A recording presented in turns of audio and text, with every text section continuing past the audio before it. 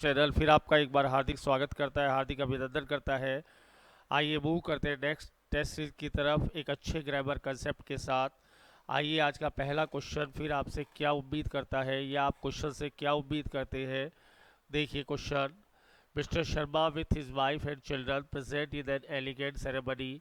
कहानी फिर यहाँ पर जाती है कंजक्शन के पास जो विश से पैदा होता है। विश से पहले जो आएगा उसके अकॉर्डिंग आपको वर्ब लेनी है। विश से पहले मिस्टर शर्मा है। मिस्टर शर्मा यहाँ पर सिंगुलर नाउन है, इसलिए आपको वर्ब सिंगुलर फाइंड आउट करनी है। और सिंगुलर जो वर्ब है वो केवल वाज है। A is the right answer. Mister Sharma के अकॉर्डिंग वर्ब आएगी। वाइफ और चिल्ड्रन से आपकी वर्ब का कोई लेना देना नहीं है। इसके संदर्भ में 5 वर्ड को फिर मैं रिपीट करना चाहूँगा क्योंकि यहाँ से क्वेश्चन बनने की एक अच्छी संभावना रहती है। With, together with, along with, like और एज वेल एज, ये 5 वर्ड सेम ग्रामर कंसेप्ट पे चलते हैं कि इनसे पहले जो नाउन आती है उसके अकॉर्डिंग ही वर्ब आती है। बाद वाली नाउन का वर्ब से कोई लेना देना नहीं होता है। तो आप ये 5 वर्ड याद रखेंगे एग्जाम तक क्योंकि ये 5 वर्ड नहीं है, 5 क्वेश्चन है। यहाँ पर मिस्टर शर्मा के अकॉर्डिंग सिंगुलर वर्ब आएगी। हिज वाइफ और चिल्ड्रन का वर्ब लाने में कोई भी रोल नहीं है, याद रखना आपको ये point. Next. A large number of students applied for job in navy. यहाँ पर 2 क्वेश्चन है, वर्ब क्या आएगी और आपका आर्टिकल क्या आएगा। तो जितनी भी आर्म्ड फोर्सेस होती है, नेवी हो गया, एयरफोर्स हो गया, आपका लेजिस्लेचर हो गया, उनसे पहले द आता है। आपको द नेवी, द एयरफोर्स, ये आपको याद रखना पड़ेगा। द आर्मी, द आएगा और ऊपर क्या आएगा, ए लार्ज नंबर ऑफ, फिर आ गया प्रपोजिशन। तो यहाँ पर आपका एनपीएन रूल फॉलो हो रहा है। एनपीएन का मतलब है जो भी वर्ब आएगी वो इसके अकॉर्डिंग आएगी। वर्ब का स्टूडेंट से कोई लेना देना नहीं है। यहाँ पर आपकी जो वर्ब आएगी ए लार्ज नंबर के अकॉर्डिंग आएगी। यहाँ पर सिंगुलर वर्ब आएगी या प्लूरल, अभी तक कहानी बाकी है। द नेवी तो आ गया, तो 2 ऑप्शन तो हमने ख़त्म कर दिए। ए लार्ज नंबर के साथ यहाँ पर हैज़ आएगा और द आएगा और आपका क्वेश्चन पूरा होता है। एक क्वेश्चन बना एनपीएन रूल पर, नाउन प्रपोजिशन नाउन पर, और दूसरा क्वेश्चन बना आर्टिकल का। यानी एक क्वेश्चन में 2 क्वेश्चन को हमने मिला दिया, सिमुलेट कर दिया, जिससे आपका आईक्यू, आपकी कल्पना की पावर बहुत तेज़ी से बढ़ती है। जितना आप टफ प्रैक्टिस करेंगे उतना ही एग्ज़ाम आसान होता चला जाएगा। The ferocious dog along with the boys walking in the blind alley. अब देखिए ब्लाइंड एले किसको कहते हैं, ये खुद अपने आप एक अच्छा क्वेश्चन है। ब्लाइंड एले कहते हैं बंद गली को। ये एक आपके वोकैब का क्वेश्चन। ब्लाइंड स्ट्रीट या क्लोज स्ट्रीट नहीं कहते, जो गली आगे जाके बंद हो जाती है उसे कहते हैं ब्लाइंड एले। क्वेश्चन फिर अलोंग विथ के पास चला गया, जो आपका पहला क्वेश्चन है उसी से थर्ड कवर हो रहा है। फरोशस डॉग का मतलब भयानक डॉग, ये आपका सिंगुलर नाउन है। ये क्या कहेगा, मुझे सिंगुलर वर्ब चाहिए। पूरा क्वेश्चन ही क्या कहेगा, आपकी जो वर्ब आएगी वो फरोशस डॉग के अकॉर्डिंग आएगी। यदि सिंगुलर वर्ब आएगी, आपका बॉयज से कोई लेना देना नहीं है क्योंकि वसीम का ताला फिर एक बार एप्लीकेबल पर आएगा और सिंगुलर वर्ब को कॉल करेगा। और सिंगुलर वर्ब क्या आएगी यहाँ पर, according the earth, according the purport, यहाँ पर वाज आएगा क्योंकि वॉक कर रहे थे, वाज वॉकिंग। प्लूरल वर्ब नहीं आ सकती, नहीं आ सकती, हैज का यहाँ पे संदर्भ नहीं है, वाज वॉकिंग। तो वसीम का ताला बार बार रिपीट करेंगे क्योंकि क्वेश्चन बनने की संभावना बहुत रहती है इस क्वेश्चन पर। तो आपको ये चीज़ें बिल्कुल दिमाग में फीड हो जाए, इसलिए question bar bar. He is one of the person who always against shady activities. Shady activities का फ्रेंड्स मतलब होता है संदिग्ध, शोडी यानी घटिया। शोडी यानी घटिया और शेडी होता तो संदिग्ध, दोनों ही अपने आप में अच्छे वर्ड है, शेडी। तो देखिए यहाँ पर सारी ग्रामर पावर किसके पास है, वन ऑफ के बाद। वन ऑफ क्या कहता है, इसके बाद सुपरलेटिव डिग्री आती है, आती है तो, नहीं आती है तो कोई प्रॉब्लम नहीं है। प्लूरल नाउन आता है, प्लूरल नाउन आ गया, पर्सन्स आ गया, और बीच में कहीं पर इसको हु मिल जाए, सीधा सीधा आएगा। यदि कुछ भी नहीं है तो सिंगुलर नाउन। और यदि इसके रास्ते में कहीं पर भी रिलेटिव प्रोनाउन मिल जाए, इस फॉर्मूले को देखिए आप, यदि रास्ते में रिलेटिव प्रोनाउन मिल जाए तो यहाँ पर प्लूरल वर्ब आएगी। यहाँ पर प्लूरल वर्ब ढूंढिए आप, पर्सन हु यहाँ पर प्लूरल वर्ब एक ही है, who are, B is the right answer, यहाँ पर आर आएगा। तो इस कहानी को अच्छे से देख लिए।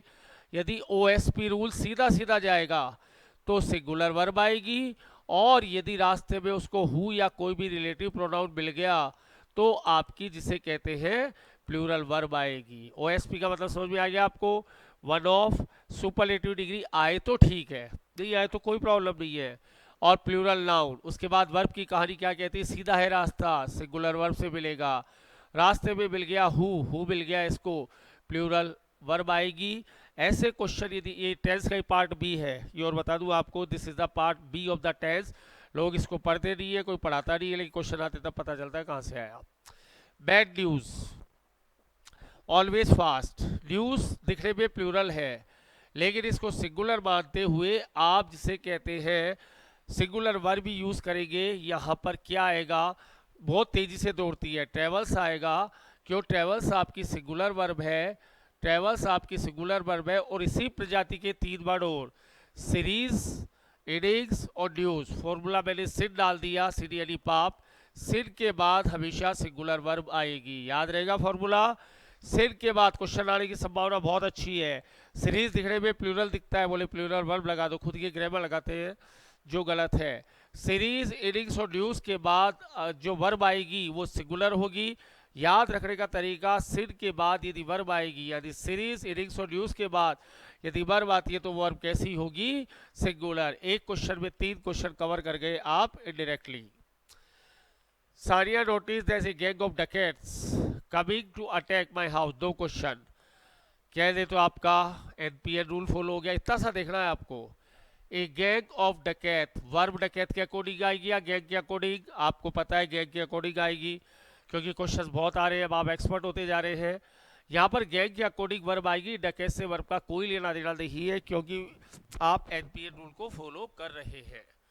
तो यहाँ पर गैंग ऑफ डकैत आएगा, यानी सिंगुलर वर्ब आएगी। वर्ब को हटा दो, खत्म करो ये काम। तो अब प्रॉब्लम आता है कि अटैक के बाद प्रपोजिशन आएगा या नहीं। अटैक के बाद प्रपोजिशन आएगा या नहीं? तो फ्रेंड्स, अटैक के बाद कोई प्रपोजिशन नहीं आता है, जीरो प्रपोजिशन आएगा। ये फ्रेजल वर्ब का क्वेश्चन बन गया। डकैत के बाद वाज आएगा, किसके अकॉर्डिंग? गैंग के अकॉर्डिंग। दो रूल फॉलो करवा दिए मैंने, एनपीएन को भी फॉलो करवा दिया और फ्रेजल वर्ब को भी फॉलो करवा दिया। यहाँ पर बड़े चाव से लोग अटैक ऑन भरते हैं, दैट इज रॉन्ग। अटैक के बाद और नहीं आएगा, अटैक बाय हाउस आएगा। ये आपका फ्रेजल वर्ब का question. The accountant and cashier absent today. Accountant और कैशियर एक ही आदमी है।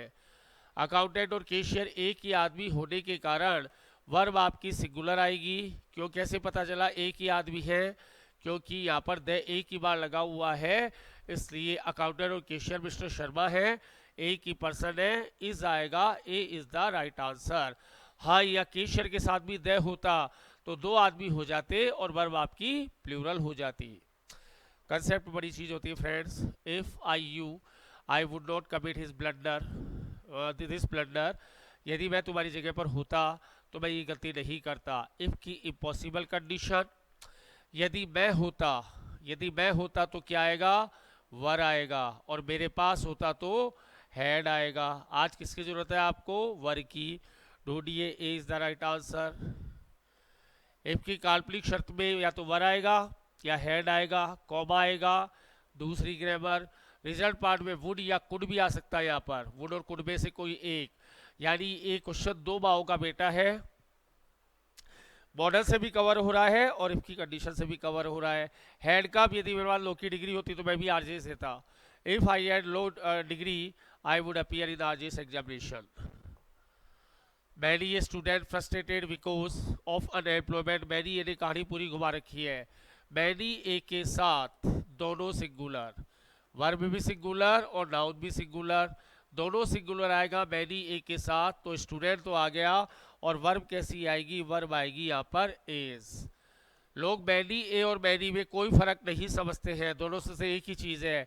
मैनी के साथ छठी क्लास का रूल, मैनी ए के साथ ऑफिसर रैंक का रूल, मैनी ए के साथ दोनों singular, student singular, verb singular. जबकि दिल गवाही नहीं देता है कि सिंगुलर वर्ब आ सकती है क्या।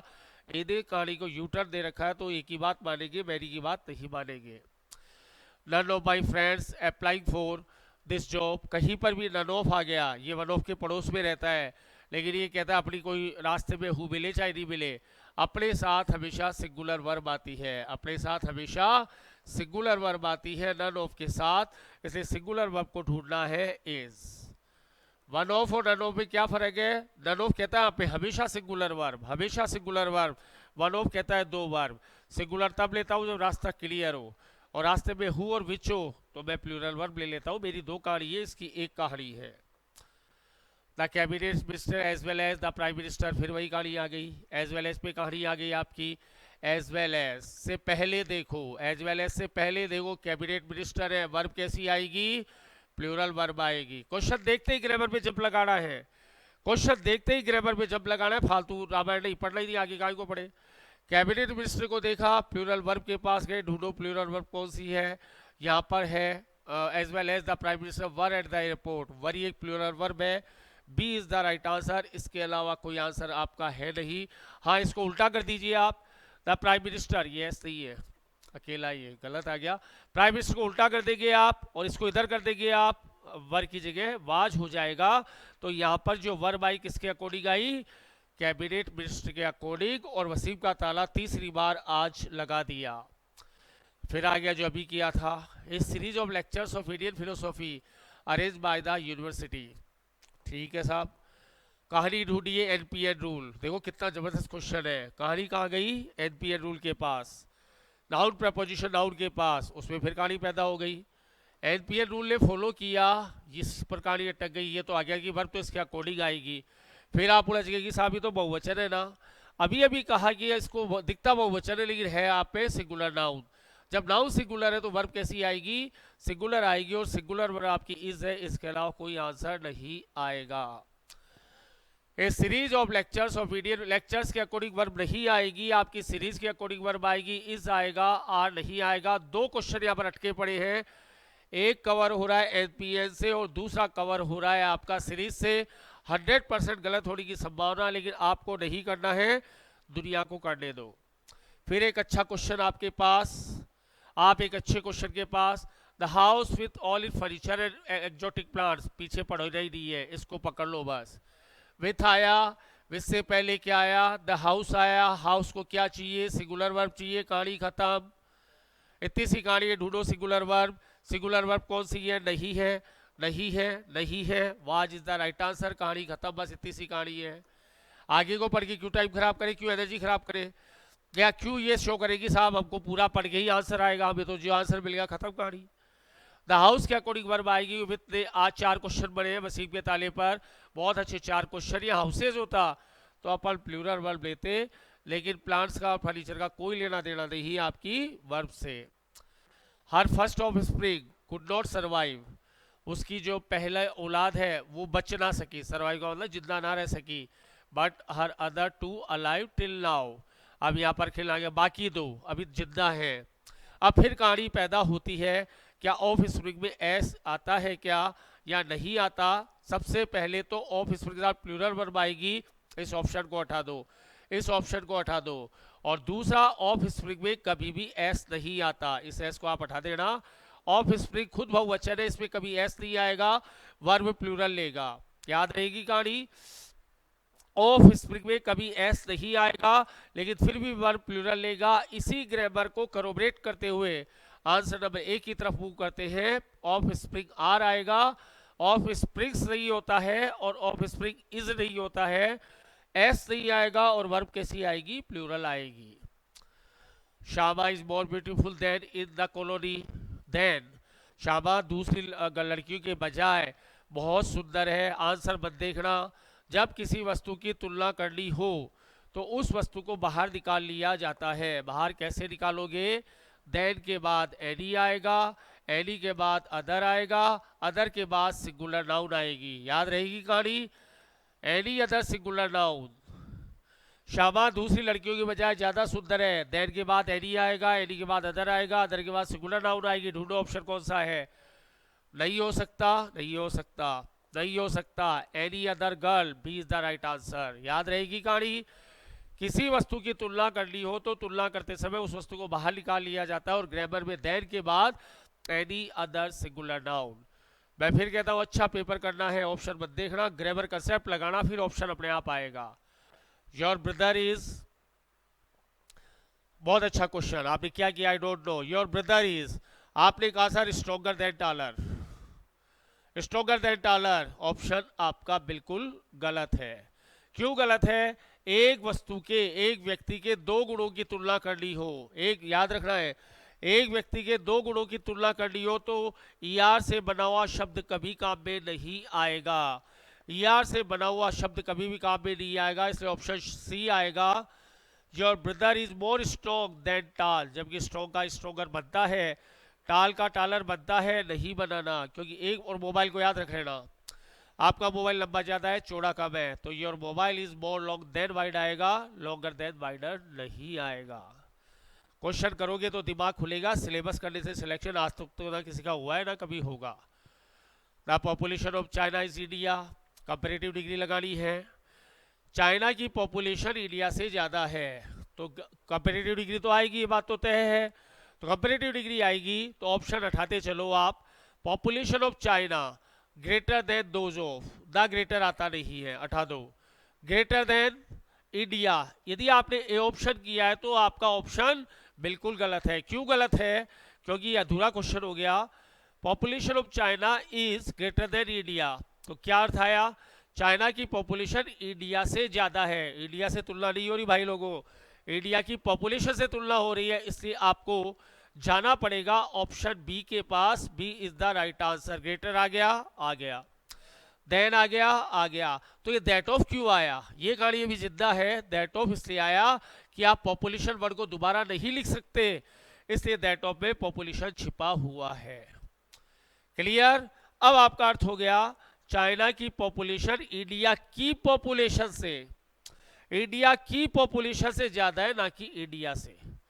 तो तुलना स्पष्ट करनी हो तो एक वचन में दैट ऑफ आएगा, बहुवचन होता तो दो जॉब आता।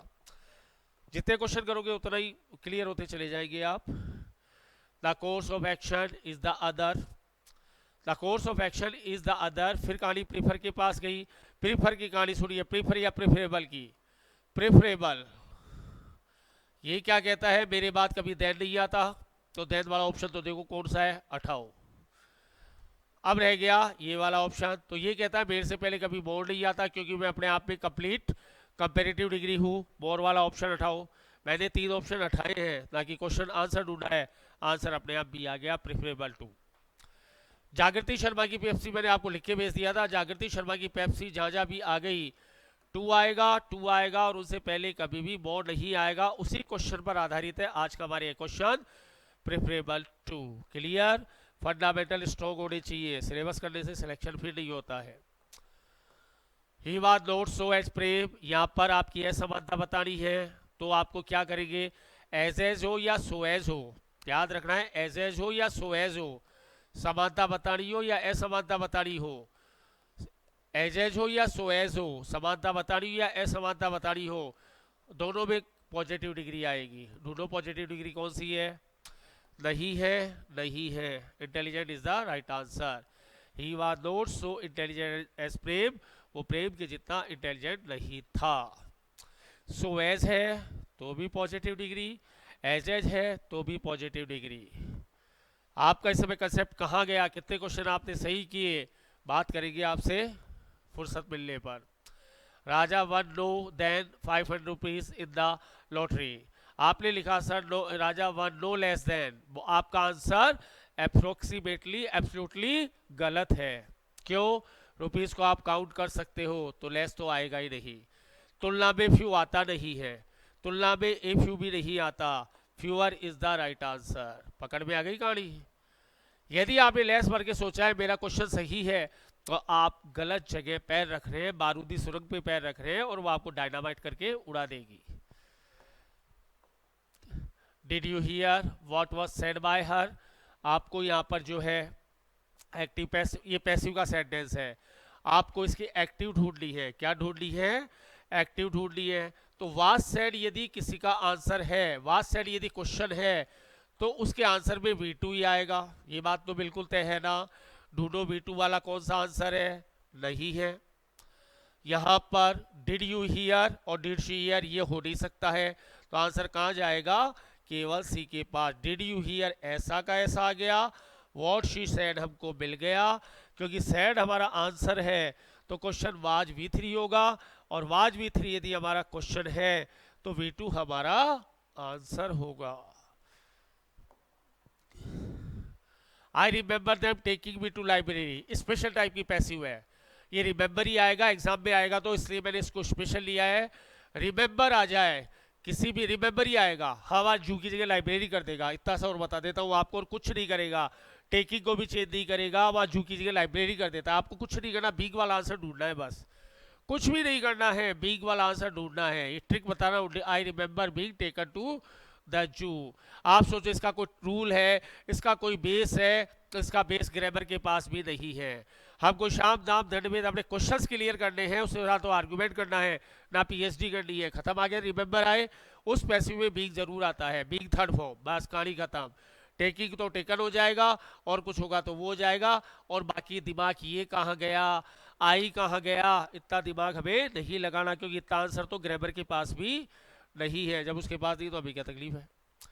God has those who help themselves, देखो God help those who help themselves, help क्या आ गया आपका, V5 आ गया, तो V5 आ गया तो आपको क्या ढूंढना है, आपको ऐसा आंसर ढूंढना है, यहाँ पर भी हु हेल्प आ गया, तो आपको क्या आंसर ढूंढना है, those who help themselves, help God नहीं होगा, those who help themselves are help by God, ये आपका सही आंसर है। आर हेल्प्ड आ गया, बाय गॉड लास्ट में चला गया, दोज हु हेल्प देमसेल्फ इसको हमने टच ही नहीं किया, इसको सिर्फ इतना सा भाग देख रहा है आपको। ये स्पेशल पैसिव्स है जिनको करने में बड़ा मजा आता है, नॉर्मल तो आप भी कर लोगे, इतने से भाग को टच करना है, उसको टच ही नहीं करना है। हेल्प में आपका इज़ेमार थर्ड फॉर्म आ गया, तो B is the right answer, उस भाग को टच नहीं करना है। और इसका जवाब ना तो ग्रामर देती है ना हमें चाहिए, हमें एग्जाम में डिप्लोमेटिक पॉलिसी यूज करनी है, कूटनीति जिसको कहते हैं, क्वेश्चन बचाना है, उसे आर्गुमेंट नहीं करना। We must endure what we can not cure, must आ गया, कैन नॉट आ गया। अब आपको पता है कैन नॉट की पैसिव में कैन नॉट भी आना चाहिए, कैन नॉट की पैसिव में कैन नॉट भी आना चाहिए, मस्ट की पैसिव में मस्ट भी आना चाहिए, मस्ट की पैसिव में मस्ट भी आना चाहिए, कैन नॉट की पैसिव में कैन नॉट भी आना चाहिए। क्या आंसर होगा, नहीं हो सकता, नहीं हो सकता, नहीं हो सकता, A is the right answer. What can not be cured must be endured, देखो क्या अजीब सी पैसिव है, क्या अजीब सी पैसिव बना, हमें तो चाल चल के, मतलब बड़ी से कहते हैं कि खतरनाक चाल चल के क्वेश्चन बचाना है, क्वेश्चन बच गया ना, मैटर इज ओवर, हमें आर्गूमेंट क्यों करना, क्या आया, कौन सा रूल लगा, इसका जवाब तो ग्रामर के पास नहीं है, तो हम कहाँ से देंगे। पुट आवर हेड टुगेदर, आइए फ्रेजेस पर आते हैं। Put our head together, head का मतलब हमारा सिर, सिर में हमारे विचार होते हैं। मैंने आपसे कहा टेररिज्म पर अपनी राय बताइए, कश्मीर प्रॉब्लम पर अपनी राय बताइए, अपन चार लोग हैं ABCD, ए ने अपनी राय रखी, हेड को रख दिया, बी ने भी हेड को रख दिया, सी ने भी हेड को रख दिया, डी को ने भी हेड को रख दिया, यानी सलाह मशवरा करना आपका, जिसे कहते हैं बातचीत के जरिए कोई चीज़ सोल्व करना। आंसर नंबर डी के पास जाएगा, वर्क इन कंसल्टेशन, यानी राय विचार करके हम कोई काम करते हैं, तो पुट आवर हेड्स टुगेदर आता है। जैसे जमीन खरीदनी है, बच्चों की शादी करनी है, तो सब राय करते हैं, थोड़ी एक जना करके आ गया, पूछता है भाई मेरा डिसीजन सही तो है ना, यस, तो put our head together. 9 days wonder, अब इसमें एक कहानी है कि एक आदमी था पुराने समय में, मतलब विदेश में, तो वो 9 डेज तक कहीं पर चला था, विशेष जगह चला था, उसमें उसको सुख मिला, उसमें उसको प्लीजेंट मिला, तो जिसे हम कहते हैं 4 दिन की चांदनी अपने भारतीय भाषा में, उसको आप विदेशी भाषा में, उनकी भाषा में कहते हैं 9 डेज वंडर। क्या क्या हो सकता है, मनी 4 दिन की चांदनी है, मनी का तो मैं नहीं कह सकता, रह भी जाए, यूथ जवानी और खूबसूरती, ये तो 9 डेज वंडर है, 100% है, ये तो दुनिया के पास ना तो रही है ना कभी रहेगी। यूथ और जो हमारी खूबसूरती है, एक्सटर्नल ब्यूटी, इंटरनली, वो सिर्फ 9 डेज वंडर है, 4 दिन की चांदनी है। हर खूबसूरत महल को एक दिन बस सूरत खंडर बनना ही है, ये समय का सच है, इसे दुनिया की कोई ताकत ना तो बदल पाई है ना बदलेगी, इसलिए 9 डेज वंडर पे जो है हम रहेंगे। यहाँ पर आएगा ए शॉर्ट लिव सेंसेशन, यानी जो भी आपके पास है थोड़े दिन का मेहमान है, कह नहीं सकते जिंदगी कब किस मोड़ पर क्या अपन को तोहफा दे दे, माइनस वाला, इससे थोड़ा सा बच के। ईगर बीवर, बीवर किसको कहते हैं, ऊदबिलाव को। ये जो ऊदबिलाव होता है ना, बड़ा उत्सुक होता है, एंथुसिस्टिक होता है, फुर्तीला बहुत होता है, ऐसे बैठा नहीं रहता, उसको कोई ना कोई काम चाहिए। तो ईगर बीवर का मतलब जो पूरे जोश से उत्साह से काम करे वो ईगर बीवर कहलाएगा। जैसे आप लोग ईगर बीवर हो इस समय। Student dedicated to their studies, eager beaver ही होना चाहिए, पूरे जोश के साथ, पूरे गहराई के साथ अपनी पढ़ाई में डूब जाओ, वही ईगर बीवर कहलाता है। एक कीन एंड एंथुसिस्टिक पर्सन, जैसे सचिन तेंदुलकर के क्रिकेट में बहुत प्रैक्टिस किया करते थे, वो सचिन थे। कोई भी आदमी जो अपने फील्ड में डूबकर काम करता है वो इंसान ईगर बीवर कहलाएगा। एंथुसिस्टिक भी बहुत ज़्यादा है और उसका रुचि भी बहुत ज़्यादा है। Put card before the horse, ठीक है। पुराने ज़माने में कई जगह कार्ड का मतलब होता है उसकी गाड़ी जो पीछे होता है, हॉर्स होता है, हॉर्स को आपने हमेशा आगे देखा होगा, गाड़ी को पीछे देखा होगा। लेकिन पुराने ज़माने में कई जगह कई लोग हॉर्स को पीछे रख देते थे, गाड़ी को आगे रखते थे, वो बेचारा पुश करता था। ऐसे तो वो ड्रैग करता है, ऐसे वो पुश करता था, उल्टा चलता था और गाड़ी पीछे जाती थी। तो उल्टी गंगा बहाना, हिंदी का मुहावरा, उल्टी गंगा बहाना क्या कहलाएगा, पुट कार्ट बिफोर हॉर्स। जैसे एक सीनियर आदमी है, वो जूनियर को कहता है नमस्कार, तो क्या ये सही है क्या? एक सीनियर पर्सन अपने जूनियर को किसी में उम्र से, पोस्ट में, ओहदे में कहता है नमस्कार, तो put cart before the horse. यदि एसपी एसएचओ को कहता है नमस्ते सर, एसएचओ ने एसपी को नमस्कार नहीं किया तो एसपी उल्टा बोलता है कि नमस्ते सर, तो क्या किया एसपी ने, SP put cart before the horse, उल्टे तरीके से काम करना, उल्टी गंगा बहाना।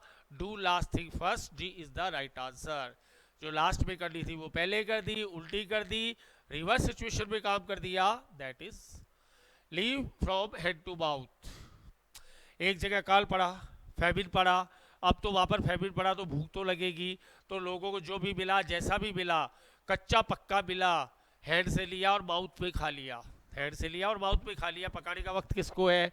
Leave from hand to mouth का मतलब होता है हिंदी का मुहावरा दाने दाने को मोहताज, या रोज कुआं खोदना रोज पानी पीना कहलाएगा लीव हैंड टू माउथ। जैसे पुअर रहते हैं शेंटी टाउन में, मजदूरी मिल गई तो ठीक है, नहीं मिली तो कोई बात नहीं। दाने जैसे कोरोना वायरस में काफ़ी पब्लिक हो गई थी, live from hand to mouth, special beggar, live hand to mouth, दाने दाने को मोहताज, रोज कुआं खोदना रोज पानी पीना, या कैसे जैसे अपना गुजारा करना।